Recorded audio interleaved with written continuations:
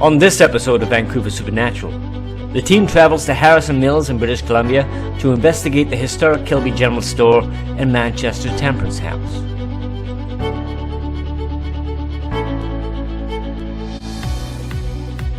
Thomas Kilby was born in England in 1868 and emigrated to Ontario at the age of 16. In the late 1880s, he moved west to British Columbia, where he got a job in the company store at the Brunette Sawmill in New Westminster. Eliza was a widow from Manchester, England, who emigrated to Ontario and then to New Westminster. In 1889, she and Thomas Kilby were married. They established a dairy farm in Vancouver, but a turn down in the economy eventually sent them to Harrison Mills to run the company store and boarding house. In 1906, when the company store was damaged by fire, Thomas and Eliza founded their own store. The next year they added to the building and Eliza opened the Manchester Hotel in 1914. Thomas started a dairy farm. Thomas and Eliza's only son Acton was born in 1890. In 1919 he and Jessie Barton were married and soon returned to Harrison Mills to help the ailing Thomas with the store and farm. When Thomas died in 1828, Acton inherited the business and dairy operation. From 1935 to 1955, he augmented the family income by working for the milk shipping agency in Vancouver and returning on weekends, while Jessie managed the day-to-day operation of the store and post office. In 1968, when he was forced to retire as Harrison Mills postmaster, Acton decided to promote the old general store as a museum. He succeeded, and when the province of British Columbia bought the operation in 1972 from the Kilby family, Acton and Jessie stayed as curators until ill health obliged them to retire. They maintained a close relationship with a historic site that was once their family home.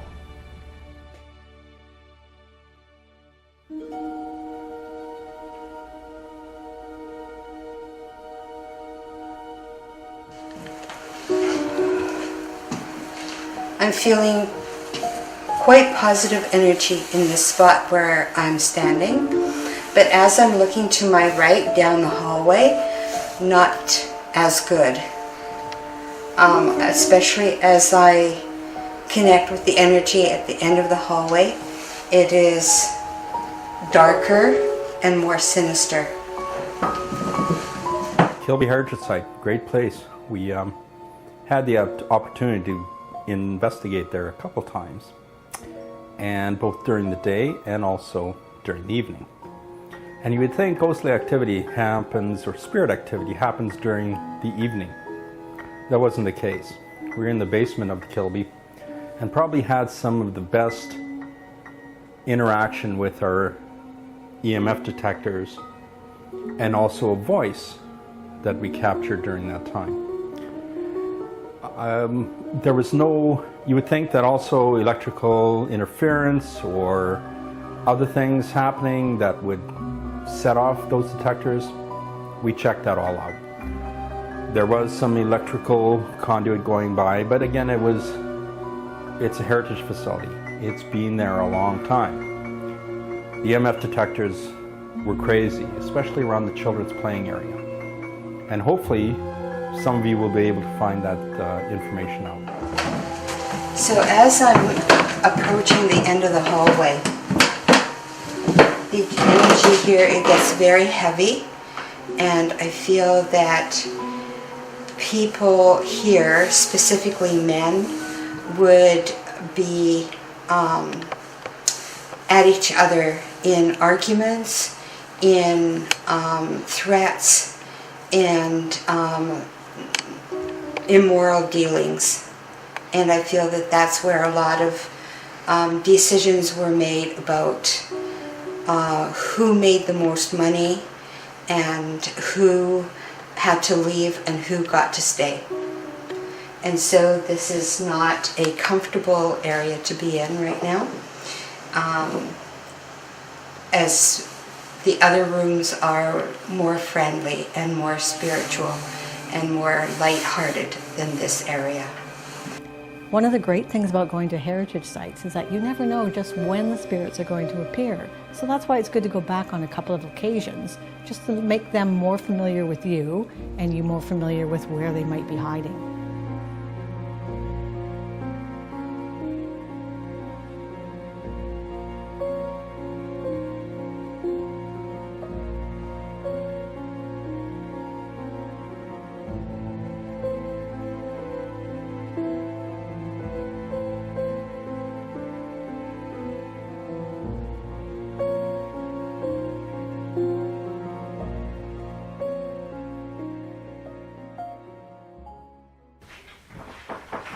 I'll move out.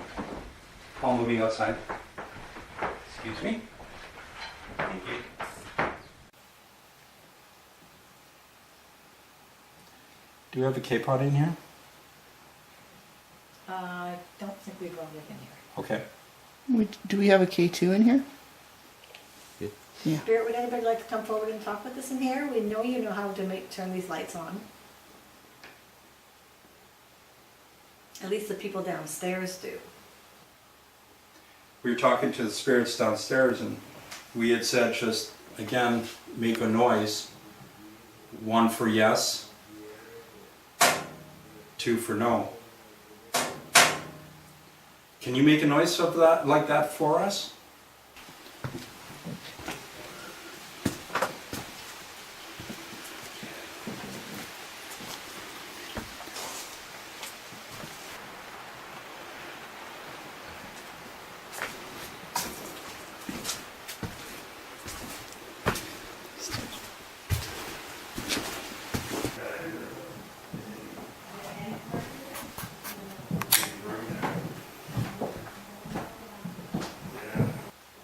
These recorders can hear frequencies that we can't hear with our natural ears.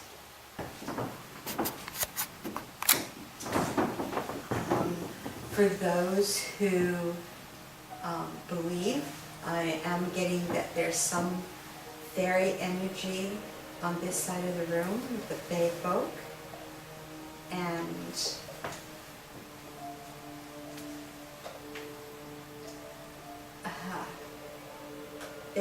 they do keep the energy afloat and moving quite quickly. This is a very busy place. There's all kinds of activity going on here. And they all seem to have a job to do. And they're all very quickly moving about, each to their own task, happily going about their job, their work that they have to do here.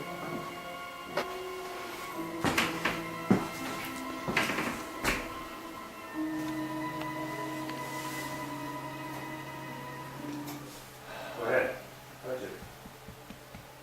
Interesting.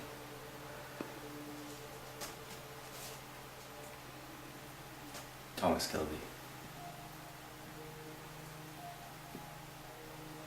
He's Acton's father. So he would have died in the early 1900s. You need to find some energy. While you touch any of our batteries or any of our equipment. Oh, just like that.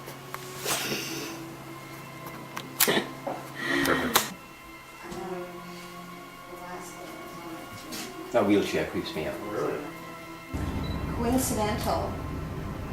Jim and I both left our phones behind, unintentionally. I always have it. I just in case my kids think, but I left it in the truck. Don't know why. I just put it there. I know. It's weird. It's my car. Maybe because they see them all the time. You know, people playing with them. Maybe they know how to drain that energy. Oh, absolutely. They Yeah. do. Oh, there's a phone. Let's go get it. Yeah, you bet. Yeah. Camera batteries, all kinds of things.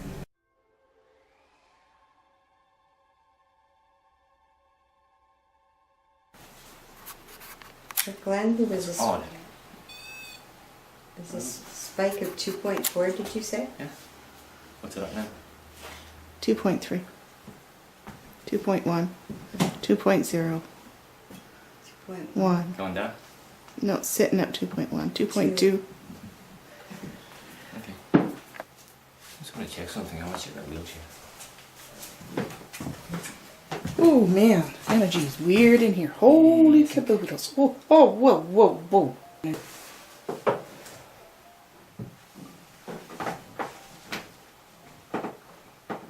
Who goes to bed with the boots on? Here we are. Here we are. They're both quite strong. You see the red flash every once in a while. Can you bring it up to I red? got that. I got the red. Can you bring it up to red on this K2? You've got the one going really, really well. Can you make this one go up?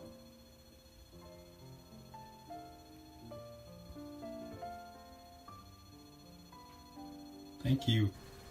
How old are you? Oh, we've got 3 lights going again. Yeah, that's fun, huh? You see how you play with those lights? Doesn't hurt? Yeah.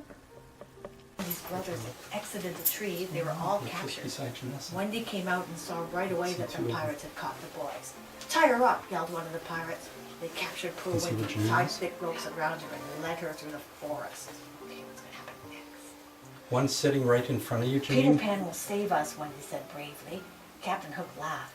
"Peter Pan won't be able to save you," he scoffed. "You have to walk the plank." Yeah, it's gone from 2.8 all the way back down to 0. And Jim's a 0.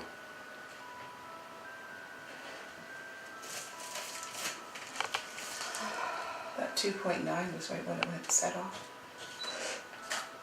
And did we have actually a camera on it? Nope. I got a little bit. So I swung right around, right?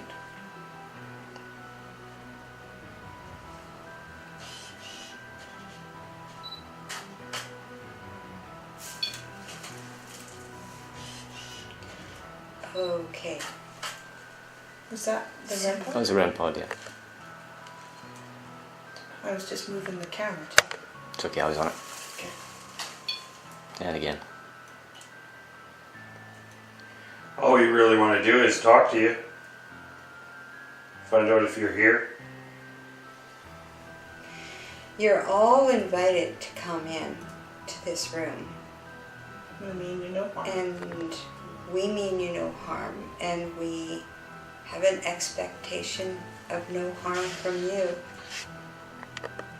So all of you gather close. You can gather close. Don't be afraid.